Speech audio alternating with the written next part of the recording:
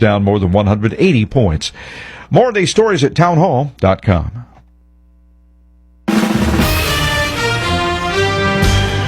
Reporting from the Oldies 101 News Desk in the Axia Command Center, I'm Steve Lindell. Here's your Tuesday morning stories. The surprising answer to Pence endorsements. Football on radio Friday and volleyball all day Saturday at sites around the state, including a Madison County team. Those stories during Mitch in the Morning. Anderson weather from meteorologist Paul Poteet. And Town Hall always at the top, 1240 AM Oldies 101. Oldies 101. Weather. A few more clouds around today, but still very nice. A high of 79. Low tonight of 57. Partly to mostly sunny for Wednesday. 74. 65 sunny Thursday. I'm meteorologist Paul Poteet on Oldies 101. This is Mitch in the Morning on Oldies 101. All right, ladies and gentlemen, we are back live on a Tuesday, 2 weeks before the election, and in the studio is Rebecca Crumes, a former member of the City Council, former City Council president, now running for a seat on the County Council. And good morning, Rebecca. Good morning. Thanks for coming in. Had to make the race, throw your hat in the ring, right? Get back into the arena. So what motivated your run? I guess because I just still care and want to be very involved in our local politics, whether it be county or the city. You're big on voter participation. I think you've said in the past, if everybody voted or more people voted, it would influence, the makeup of the city council or the county council. In other words, we have a lot of people who don't vote, and I know you're big on participation. Right. Indiana is number 50, 50th in voter turnout. That was on TV on that In Focus program, and we got to do better. And by me being on the ballot and other candidates of color being on the ballot, that gives people a choice, because a lot of people most likely vote for people they know or have a reason to come out. So we give people a choice. Well, but if you're running for a county office, you want voters of color, but you also want a lot of white voters. Otherwise you're not going to win, right? Well, I know that, but like you said, the county is like 99.9% conservative. About that, but it is more conservative than cities, no question. But let me make this clear. Yeah. Since I've been active in politics, I have met people from all parties. Democrat, Republican, Libertarian, Independent, and we all have more in common than we do not. And I've got some great friends that are Trump supporters, that are lifetime Republicans, and we have the same values and the same concerns. So we do have more in common than we think we do. I'm not a one-issue voter, and a lot of people are not a one-issue voter. They're looking at the whole picture. And so that's what gave me the confidence in working with people that at the time I didn't know what their politics were, but as we met in different meetings and different functions and got to know one another and became friends and communicated at meetings, and we began to talk and meet, and I go to their functions, they would come to mine. So it's really gave me enough confidence to do this. And if you look at priorities, I mean, the council being the appropriators, the allocate money and so forth, the commissioners being the enforcement mechanism, I guess the executive branch. But yet, what are the priorities? I know we have the jail coming in. We have a lot of demands on public safety, which takes a big chunk of our money. But what about other priorities? Obviously, we have many different needs, but do we have the money to do social programs or other ideas you'd like to implement, but can we afford it? Well, it depends on who you're asking. The number one thing we have to do is be transparent about how much money we're actually working with, and to actually see the voters, the taxpayers need to see how their money is being spent. we need to be totally transparent so we can see where the priorities are. Of course, public safety would be right up there. And this new jail, that's something that needs to be a little bit more transparent so we can see exactly what's going on. But from what I understand, you really have no choice right now.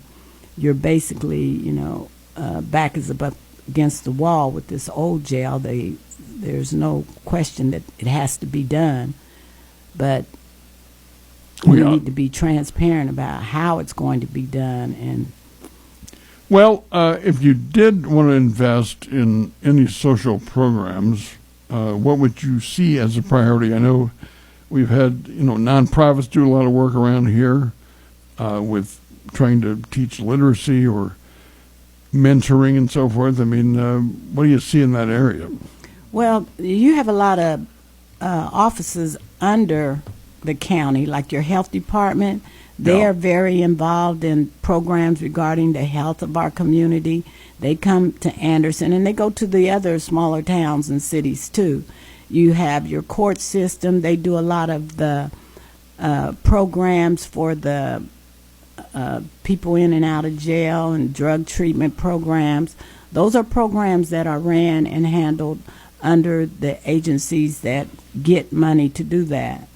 So I haven't looked at all the programs, but there are departments that do programming to make our communities and we better. have outside agencies like Aspire who deal with addiction issues. But right. Should we rethink the way we do that? Because in America we deal with drug stuff through the criminal justice system, where we can often have rehab and services in the jail and so forth. But we don't do it like other countries like Portugal that have these giant rehab centers where people stay for months and do sports and pottery and therapy. We do it through the jails and through the courts here, even though a lot of it's tied to drugs. Any thoughts on that stuff? Well, I've looked at other countries and how they run their prison institutions, and unless you are in there for life and looking at death, they try to prepare people to go back into society. And they're doing more than just pottery and playing basketball. They actually, some areas, some countries require you to have a trade. So when you go back into society, unlike what we do here, they just drop you off or let you out at the front door, and then, you're out there, you're in survival mode, so you're going to be back. But their recidivism is much lower, almost none, the way they operate those types of prisons that concentrate on putting you back into society. Your families are allowed to visit. You're treated more humanely. And like I said, depending on the crime. Now, a lot of people want to be hard on people that have broken the law, but depending on the crime and, like you said, the addiction, they're more about healing people and putting them back into society as a productive member rather than kicking them out the door. And, we talk about crime. As a reporter, I was in news for years. I would interview people who have told me they've broken windows on a street to be arrested so they could get warm. They wanted to get warm in jail because it was so cold. I mean, I've talked to people, and that's one example, but, we have people on the streets panhandling. By the way, I always wondered about that, and you're a former elected official and want to be again. Don't we have better ways to deal with people that are, I guess, in need rather than have them begging in the medians of major intersections? I think so, but when you belong to a council, whether it's city or county, you have other members on there. Majority vote wins. When you bring things forth and it gets voted down, or if it's not supported by the executive branch, it's not going to go anywhere. I think we do a terrible job dealing with the homeless and people in need. However, that's why voters and taxpayers need to have more transparency in their government so they can see where money is going and what the priorities are. That would be a priority for me. We have a homeless task force in the city. Nobody ever seems to come up with a solution, so it's one of those permanently unanswered questions on what to do about the homeless. But also, as a former president of the city council, any regrets about not redoing the district maps after the 2020 census? Now there's a huge lawsuit, as you know, and the feds have taken it on in terms of the courts because we didn't redo the maps. Any thoughts Well, on number one, the maps were done. Well, They just were kept the same. And they were kept the same and submitted as drawn because the council, that was Councilman Dixon's district, and they were going on the 1965 Civil Rights Voting Act, Rights Act? Section 2. And that talks about representation, majority, minority districts. Right now you have one minority member in the whole Madison County that a district that they know that they can get representation. Our government is about representation. The 13th, 14th, and 15th Amendment, it's not talking about one man, one vote per se, because slaves, that was coming, when slaves were coming out of slavery, were freed, they had not been considered a whole person. So that made them a whole person.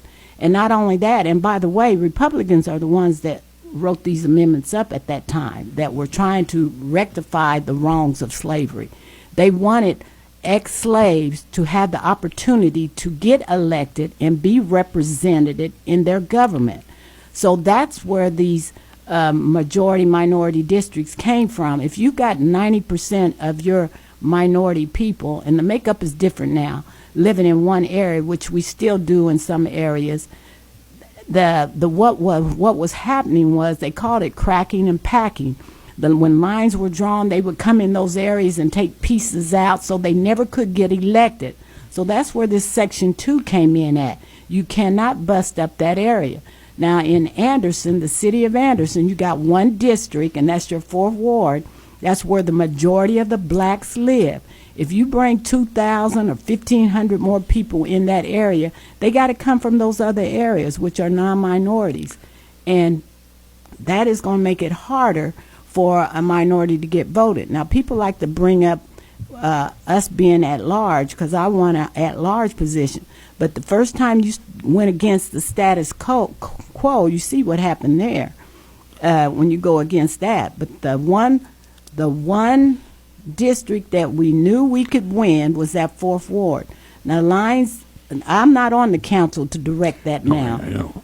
But Well, that's what was going on when I was on there. I understand. Councilman Dixon, who cares deeply about that, helped redraw the maps recently, and they haven't had the court rule on that new map, but they made it less differential in terms of the voter numbers, because you also had huge disparities between the number of voters in some districts than others. I know you're running for the county council, but that new map was written in part by Greg Graham, Holly Dixon, and Councilman Newman. And they're still waiting for the court to look at that. So far, the law firm hasn't even seen it, which is bizarre. But thanks for answering that. We got other things. Your calls are welcome. 378-2086, 378-2086. Mitch in the morning, news time 9:18 on Oldies 101. It's a harsh fact of life, but failure is inevitable. You can work harder than you ever thought possible and still lose. Sometimes someone else is simply better than you. While life teaches us that we will sometimes lose, education-based athletics teach us how to deal with those losses in a mentally healthy way. I'm Bella Miller-Krieger from University High School. And I'm Charlie Hosnow from Forest Park High School. With our coaches and teammates supporting us, student athletes learn how to move past the letdown and focus on the next point, the next play, and the next game. We learn that negative energy is wasted energy, and that no matter how many times we fall short, as long as we are learning and never give up, we'll ultimately win. I'm IHSAA Commissioner Paul Knighty. Be a champion of high school sports and the resiliency they build by buying a ticket to your high school's athletic events. This is overcoming adversity. This is developing mental toughness. This is your IHSAA. Hi, I'm Ted Bettner, candidate for Anderson School Board, asking for your vote on November 5th. I've devoted my whole life to education as a high school teacher, college professor, and most recently as chair of the DePaul University Psychology and Neuroscience Department. Our kids are not safe at school. All over our country, we have suffered terrorist attacks on our schools, and we must keep this from happening in Anderson. Elect me, and you will elect a member dedicated to making our schools, kids, and teachers safe. I'm Ted Bittner, and I've approved this message. Paid for by friends of Ted Bittner. Make fall cleanup quick and easy, and save big money at Menards. From chainsaws, hedge trimmers, to blowers and more, Works Power Tools and Lawn Equipment have the power for you to get the job done faster and easier. Check out Menards' entire selection of Works Power Tools and lawn equipment. And don't forget to check out our weekly flyer on Menards.com for all the great deals happening now. Save big money at Menards. Mitch in the morning on Oldies 101 and streaming at 1240WHBU.com. Also download our free app and say, Alexa, play WHBU. To phone the show, call 378-2086. We are talking to Rebecca Crumes, who's running for a seat on the Madison County Council. Number to call 378-2086, 378-2086. One caller here. Let's go to the phones. Good morning. Hello. Good morning. How are you? Good. How are you? Good. Mitch, this is Tammy. Hi. Tatum, Dixon Tatum. Hi, Good morning. Tammy. How are you? Great. Good. Well, I just want to say thank you for having Miss Rebecca on your show. Sure. And I am and good morning, Miss Rebecca. Good morning. Yeah, and so I'm definitely with you with regards to the different programs that you're speaking of for Madison County, and particularly for our youth. There's a number of programs obviously that could be developed on the county side for youth, because the youth are our future, and right now it's very limited on their options with regards to skilled trades training, and there's opioid money that could be used to help train these kids and get them a skill. I know you guys were talking earlier about people in different countries being trained with the skill when they come out of prison, but obviously we want to catch our youth before they go to prison, get in trouble, and go to prison. So certainly would love to have someone like Miss Rebecca on that county council side that will help make sure that our youth countywide are taken care of. So I just wanted to get on here and say thank you for having her on the show, and I am hopeful that voters will get Miss Rebecca on county council, because she's very much needed for the county. Thank you very much for calling. Thank you, Tammy. Yeah. Right. Take care. You guys have a good one. You too. Youth, I think of various areas. She mentioned apprenticeships, which I knew in the schools, but how could the county help there? And also youth recreation. I hear stories about how Anderson used to rock on youth recreation. Now it's not nearly what it was. Any thoughts on all that stuff? Well, what Ms. Tatum was talking about was programs, both sides, the city and the county have programs. I know the county has a program with the crossings right now where they have a summer jobs program with some of the at-risk youth. That may be looked into, but my bottom line is transparency to see how much money we're working with, because I had overheard one time one county official saying the city and county have to work together, and they both have large pots of money here and there and everywhere. But when you say when they ask for programs that say might affect the city, they want to know what the city doing with their part of their money. Yeah. So that has to work too. That piece has to work. And the county just started a park department. Right. For the trails. So largely from federal rescue money from COVID, which helped quite a bit there. Right. But I see empty fields that church had in Edgewood out of town that to me would be great for soccer on Saturday mornings and so forth. So the city is part of the county. So correct. To the extent you could coordinate a better recreation program. Working together. Yeah.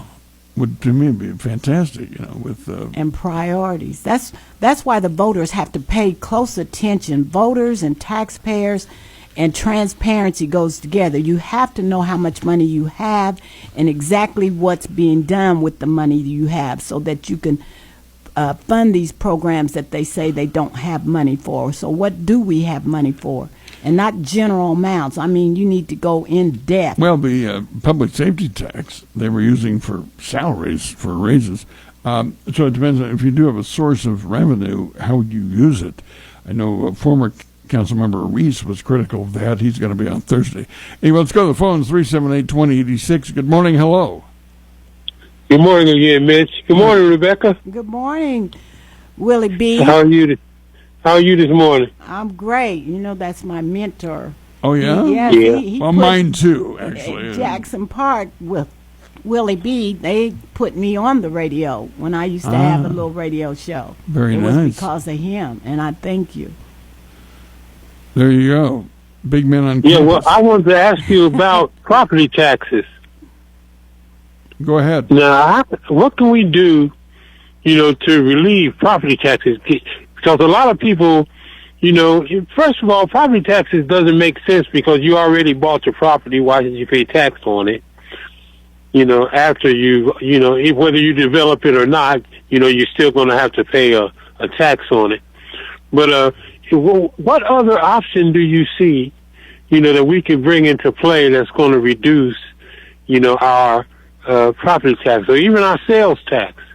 Well, that comes from the state level, and you have all the candidates talking about, well, not all of them. You have a couple of candidates talking about there is a huge proposal out there by Mike Braun to lower property taxes like 2% for new buyers and elderly people and 3% for everybody else. And if you want to go more than that, you have a referendum. That's the general plan from Mike Braun, currently, which would put the squeeze on local governments, by the way. Well, however, that's why I keep going back to transparency. The average person, the taxpayer and the voter, does not have a clue what we're doing with the funds that we bring in. And as long as we remain number 50th in voter turnout, we're going to have all these laws and things that go against the average person, that working person. Our taxes are high. You're going to have that because you don't have a informed voter pool. When I think we're Madison County might be at the top of the tax rate, all 92 counties.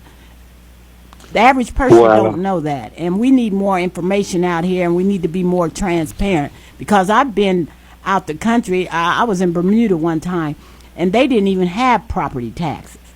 So they don't. Actually, don't have state income taxes in Florida, Texas, but property taxes. We know we need taxes, but we need to know what we're doing with the money that we're getting, and we don't know that. Yeah, Will, if we didn't... Okay, so go ahead. You're talking about, you said something about transparency. Okay, now, a lot of times you can ask for information, and they make you jump through hoops to get it. That's right. So, I think if I could just go to the clerk's office and show them my ID and say, I want information on this or that or whatever, I shouldn't have to keep jumping through further hoops to get that information. There's too much red tape between me and the information that I'm looking for. How can we relieve that? How can we get rid of some of that? Well, you have to elect people that believe like you believe, Willie B. Okay. You're correct. A lot of this information could be posted online. Some states, every state is different. Indiana is a home rule state. Whoever you elect pretty much can do whatever they want to do, however they want to do it. We've seen that because once they get elected, unless they violate state or federal law, they can make up any rules they want. We've seen it with our local election board. They make up rules every time we go. They got a new set of rules. You see it with your local legislative branches that makes ordinances, and you see it with your executive branch. They can do pretty much whatever they want. And that's why voters need to get out here and vote for people they trust and they know are going to find out the information that they need to know to make intelligent choices. Well, it seems like a lot of times the people who are on a board, if one, in your case, if one person takes an initiative and wants to learn more and find out more, sometimes the other board members resent it.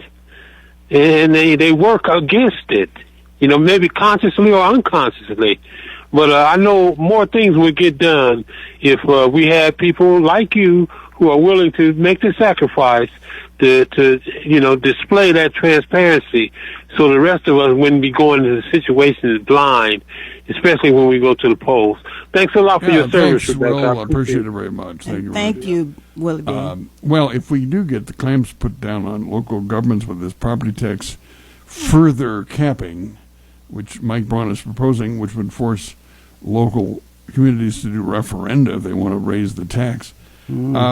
Are there other ways to be more fair to get revenue? You could have a local option sales tax and a local option income tax. You could do all kinds of things.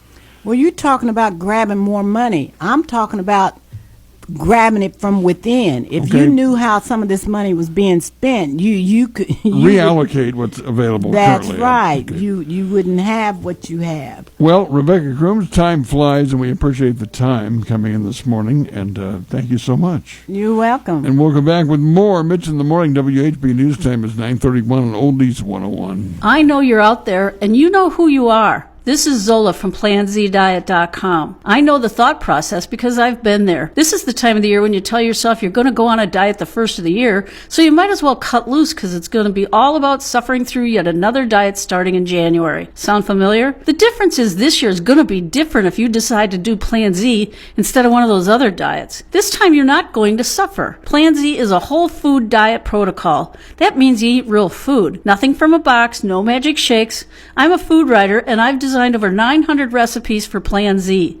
Dieters say this doesn't even taste like a diet, and I guarantee Plan Z to work. Plan Z comes with my patented ZR50 Crave Control Spray, designed to help you diet comfortably. That means less hunger. It also helps you through the detox that gives you the headaches, the cravings, the jitters, the crabbiness, and more. No other diet does that. No other diet is Plan Z. Check us out at PlanZDiet.com. PlanZDiet.com. I'm Destiny Wells, candidate for Indiana Attorney General. These days, it feels like politicians are taking away our freedoms at every turn. Seems like everything is up for grabs. So you can imagine the shock when my opponent, Todd Rokita, said he would even invade our medical privacy and ban reproductive health choices in all cases. That's not all. Todd Rokita was under multiple investigations for ethics and corruption, and state records show that his pay-to-play schemes cost us $20 million in tax dollars. I'm combat veteran Destiny Wells. I've served for over 20 years, and I'm a working mom. Dedicating my life to service and family, you can count on me to fight for access to reproductive care, protect workers and veterans' rights, and I'll go after sexual predators. I believe if I'm doing my job well, you won't know which party I'm with because Hoosiers come first every time. I'm Destiny Wells, candidate for Indiana Attorney General, and I'm asking for the chance to earn your vote. Paid for by Wells for Indiana. We know to contact Indiana 811 at least 2 working days before every dig. But did you know spraying a white line around your digging area means utility flags will be placed only in that area? Fewer flags in the yard? Easier mowing? Everybody wins. Except for my kid. I don't want to mow the yard. Contact Indiana 811 and white line before every project. It's the only way to dig. Learn more at 811.safedigindiana.com. Sponsored by the Indiana Utility Regulatory Commission and aired by this station. The future depends on teachers. Every day, teachers are shaping our tomorrows, starting their students on journeys that will change the course of history. Right now, in a classroom somewhere in the United States, there's a teacher inspiring a future scientist who will make preventing pandemics their life's work, sharpening the mind of an aspiring environmentalist who will help combat climate change, and generating possibilities for a student who will be the first in their family to graduate college. It all starts with teachers who meet challenges with creativity, who reinvent education for the future, who work towards a school system that lifts up every child